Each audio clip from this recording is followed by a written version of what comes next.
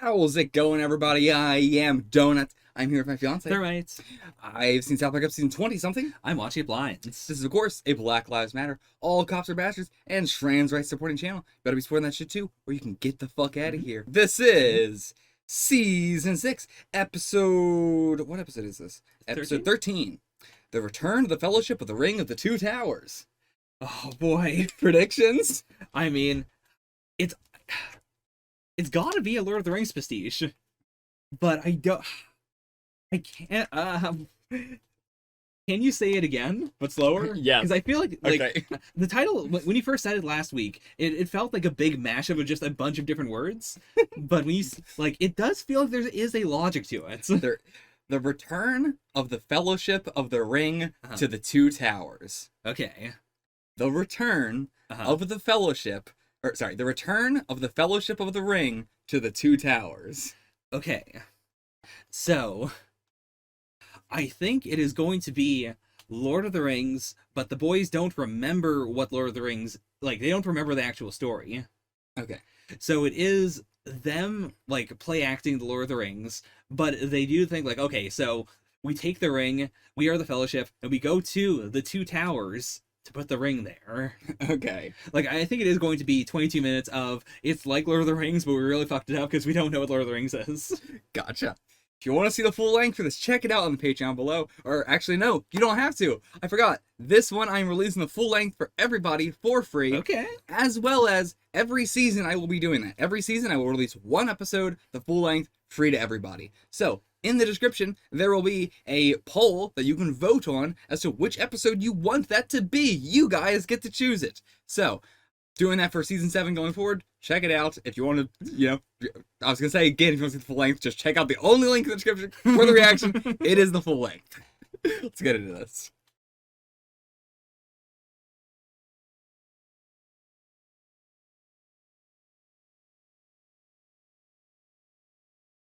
What would you rate that episode? Oh, so good. 9 out of 10. I'm giving it a 10 out of 10. Okay. Absolutely giving it a 10 out of 10. As someone who, it has been a long ass time since I've seen Lord of the Rings, and I barely fucking remember Lord of the Rings. Yeah. It's still held up so much as a 10 out of 10 to me. Yeah. So, absolutely loved it in that regard. What are your overall thoughts on the episode? So for a while now, you've been mentioning the genre of all the kids do something. Yeah. And so far in the series, they've mostly done that in a post-apocalyptic setting. Yeah. It's usually this big thing happened and now we're all swept up in it. Yeah. This feels like this might not be actually the first time, but this feels like the first time where they're just playing and then also everyone else is just down to the exact same thing. Yeah. There's a very big premise that is going on. It feels very,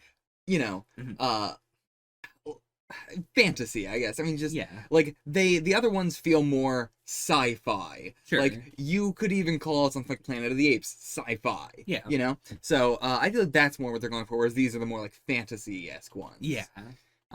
But yeah, I mean, I will say this is what the first game is based off of, Stick of Truth. I can understand that. Yeah. Not exactly. There's a lot of stuff changed for it and everything. Sure. Some of the characters' roles and everything. The main 4 or the main 3, because Kitty, their thing was pretty much the same.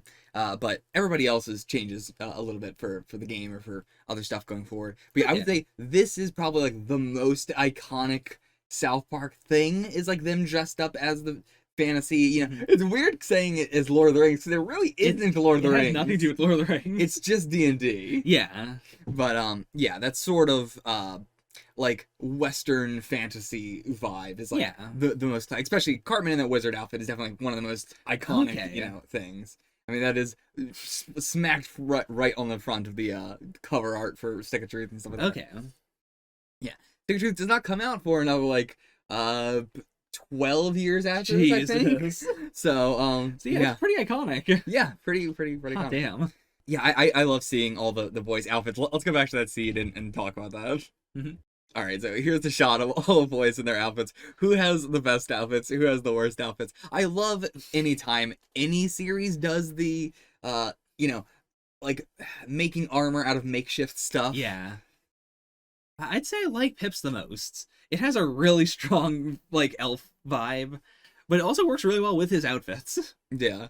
He also feels kind of like a vampire with that coat. Yeah, I love that all the kindergartners were dwarves. yeah. Well, only one of them was Uh, because yeah, I guess this that's true. specifically said this is too difficult for a dwarf, especially a dwarf kindergartner. Well, I took that as they were all dwarves, but then there was other dwarves besides the kindergartners, but all kindergartners are dwarves. Okay. That's how I took it, but that might not be true.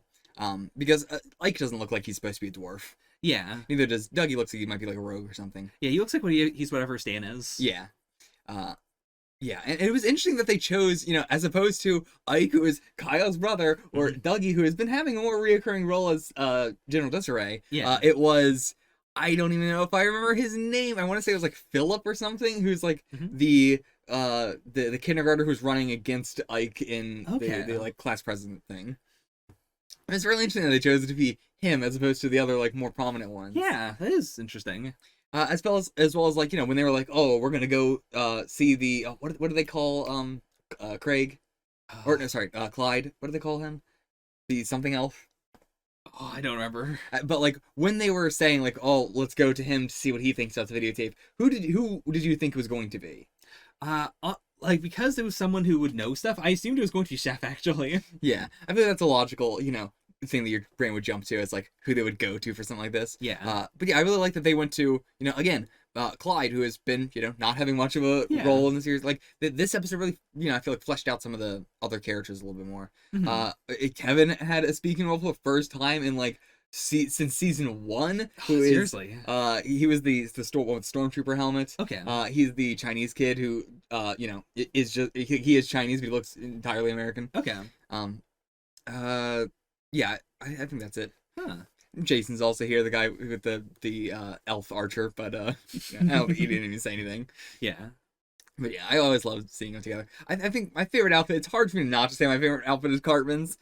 Aside from that, I do like Jason's actually the best. Like, it's very simple, but I like it. I like that he's the only one with an actual. I mean, I guess to be fair, the kindergarten dwarf also has an axe. I don't know if that's a toy axe or what, but I hope so. I sure hope so. But yeah, so with the title now, The Return of the Fellowship of the Ring to the Two Towers. I was really confused in the first half because the video store is called the Two Towers. It didn't. It took me until they expressly said it before I was like, okay, so the goof is they are taking the Fellowship of the Ring to the Two Towers. Yep. It is one of the best titles ever. It is so perfect. Absolutely. It, like you said, when you first hear it, it sounds like gibberish. Yeah. It sounds like they just smashed all 3 titles together. Yeah. But it actually makes sense. They made it work. And yeah, the whole like porn plot. Talk about the porn plot.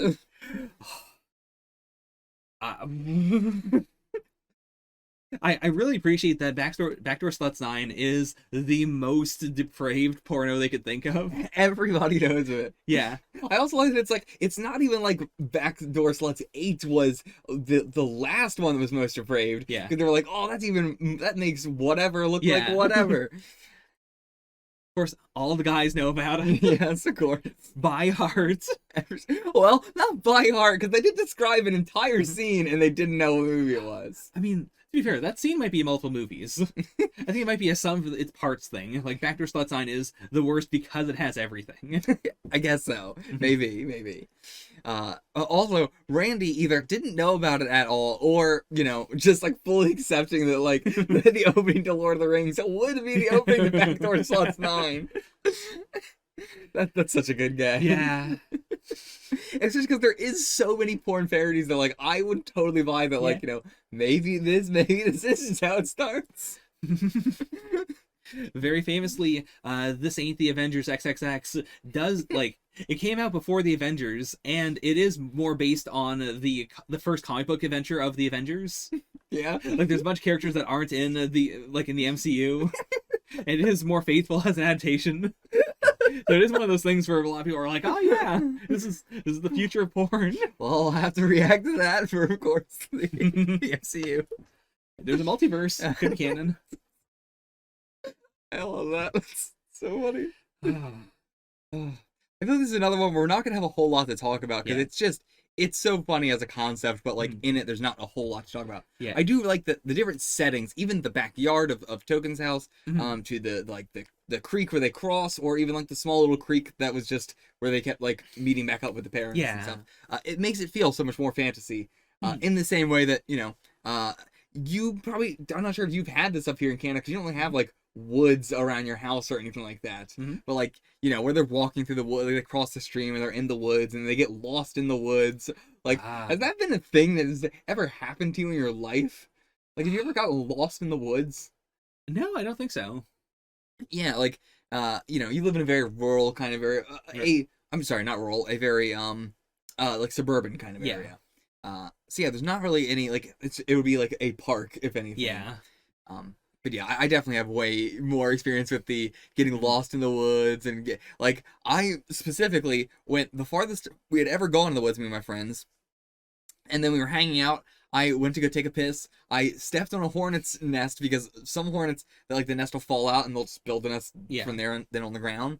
And yeah, they just stung me all over, continue to sting me all over because they're hornets, not bees. They don't die after they sting you. They could just keep stinging me, and we just had to run in one direction. Like we were like, we're going to go this way, so going back would be, a long track. So we're just gonna have to go Yeah. left or right, and we just like went left and just ran left as far as we could until we eventually left the woods, went up to the random person's house, rung the doorbell. I had stripped off all my clothes except for my underwear, and then we were like, "Help! I'm being stung by bees!" And then she was like, "Oh, get in my car!" and drove me home. It was so hard because she was like, "Where do you live?" And I had to just give her my address, and luckily that was like enough Okay. because she was in a completely different neighborhood entirely, Yeah. and everybody was like, "I don't know where the fuck I am." Ah. But yeah, have you ever done this? As a kid, the oh, we're gonna do a quest sort of thing. Never like in the neighborhood. Really? Like, what do you mean by that? Where else would you have done it? Like in a park or like at school. Okay, like I actually don't have. Give me an example of something like that. Like I'm not actually sure what that would be. Uh, You got a story? do I have a story? Because like yeah, I've done so much of the like, all right, this is our quest and we're going to do this and we're going to like Mhm. even in something as simple as like our quest is to go get a Slurpee from the 7-Eleven, which is quite a few miles away across traffic and stuff like that, but it would be faster if we go through the woods and then we're gonna have to cross the traffic, so and it feels like an adventure and everything. That sort of stuff. Like, did you ever do I see that a lot in Japanese media too, of like I mean, that's all what Chio-chan on the way to school is, and that sort of stuff. Just like making daily going just making going somewhere into a adventure, into a quest. Yeah. I'd honestly say the most I ever did that was in high school. It was specifically because my friends and I were like friends with the teachers, Yeah. and the teachers would occasionally just be like, "Hey, can you run to the store and buy some stuff? Here is like $20, but it's all in loonies." And loonies do look like gold coins. Okay, yeah, that's actually really cool. Yeah. I imagine. Yeah. Like, yeah, that actually must feel so much more fantasy-esque up here with gold coins. I did enjoy it every single time. I've always wanted to do this, throw coins on the counter and then be like, or like throw a bag of coins on the counter. Yeah. I always wanted to do something like that. A bag of loonies is the most satisfying thing. Imagine. I imagine it probably sucks if you work at Tim Hortons and someone pays for a bunch of coffees with a bag of gold coins, but you can do it. I don't know. I would love that if someone had paid for something. I mean, to be fair, I've never worked a job where I had to take money, so I don't know. Yeah. It's probably just annoying no matter what it is. I mean, I have. It sucks. Okay. Yeah, I've dealt with plenty of customer service, but never that side of customer service. Mm. Money, can't do math. Mhm. Can't do math. I'm very. It also sucked that when I used to work at the gift shop at the hospital, there was a guy who would always pay with pennies, and it was the worst. And I realized now later in life that he also was just a pervert who wanted to look at my coworker's boobs. Makes sense. So he would just pay in pennies and then stare at her boobs. Yeah, I get it. Yeah. That sounded bad. I mean, like, I fully get why a person only paying with pennies is that much of a piece of shit. Yeah. That's what I mean. Not, I get it. Me too, man. Me too. Very important to specify. Very important. Also, speaking of the costumes and everything, I actually just remembered that I did that exact same thing in high school. Like we're like, okay, we're all like hanging out at a friend's house, and it's like, okay, we're hungry. Let's go get some fast food. Let's make this interesting by all dressing up in whatever, like a robe and 3D glasses and a Okay. fedora and a fucking sombrero, whatever. Ah. And whether it be to go to the convenience store, it's just fun. It's like Halloween, Sure. and uh, especially in like a rural town, nobody really gives a shit. Nobody's like, oh, it's not like there's so many people in the like McDonald's, so many people in the store or whatever to be like. Because half the time we would just go into Walmart and just get shit. But it is a way to entertain ourselves. It's a way to lighten the mood of everybody else. Also, because we're usually doing this at like 11 p.m. or something when you're working the grave shift. It must be a boring ass day. Yeah. Yeah, so I definitely have done even exactly stuff like that with the costumes and everything. I've never done this, but I do see it nowadays, like now in COVID times. What do you mean? Like if I'm out getting like sliced cheese or something, Yeah. I will go to the supermarket and there will be people like in costumes or just like in their pajamas. Oh, okay. I thought you mean you were doing that. Nah. Okay. But yeah. I could. I do love that. One good thing about COVID times is the amount of like fashion that has come out of the Oh mask. yeah, It's been. I really hope that people continue to wear masks forever. for sure. It looks really nice. Hmm. Yeah. I don't think I have anything else to say. Yeah, not specifically about Backdoor Sluts 9, but I'm a little nostalgic for this time of rare porn. Yeah. Like specifically this time in which the internet exists, but the internet is not good for porn. Oh yeah. That was a big thing. Like Yeah. it's just because you can't load it. Nobody can actually Yeah. have the speed of an internet to load it. I definitely remember sitting there waiting for one image to just Yeah.